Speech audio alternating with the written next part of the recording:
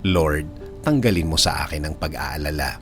Panginoon, salamat sa mga ibinibigay mo sa amin araw-araw. Salamat sa pag-aalaga mo sa amin, sa lagi mong pagtulong sa amin, sa lagi mong pagsuporta sa amin.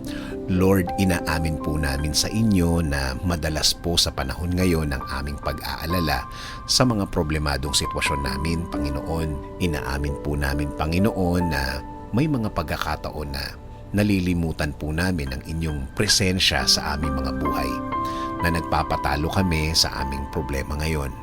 Dahil na rin, Panginoon, na nadadaya kami ng aming kalagayan ngayon, na kung titingnan ng kahit na sino ay parang walang katiting na pag-asa ang makikita, Lord. Ang pag-aalalang ito ay dahilan din ng pag-aalala ng aming mga mahal sa buhay. The more na nag-aalala kami, mas doble ang sa kanila, Panginoon. Panginoon, alisin niyo po ang nararamdaman po naming ito. Alisin niyo po ang aming pag-aalala sa aming mga puso, ang takot sa mga darating na araw.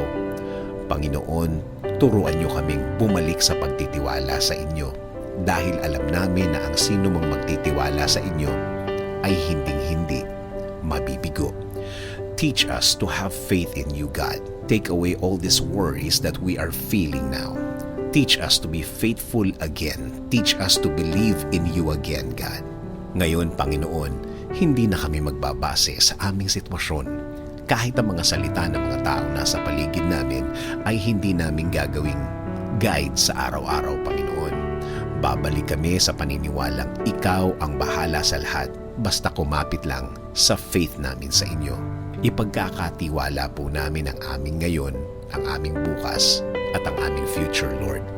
Because we believe that you are a God that provides, that helps, that protects. And Lord, provide blessings also to our country, Lord. Alisin niyo rin po ang pag-aalala sa aking mga kababayan dahil sa problema at sa pandemya na nasa aming bayan ngayon. Ilagay niyo kami palagi, Panginoon, sa inyong pagmamahal at proteksyon. Alisin niyo ang aming kaba sa problemadong panahon, Panginoon, at patuloy niyo pong ibigay ang mga pagkakataon na makakatulong sa amin. Salamat, salamat, Panginoon, dahil alam namin na ang lahat ng aming dasal ay pinakikinggan niyo po. This is our prayer. In Jesus' name, Amen. Sabi nga sa Proverbs 18:10, "The name of the Lord is a strong tower. The righteous run into it and are safe."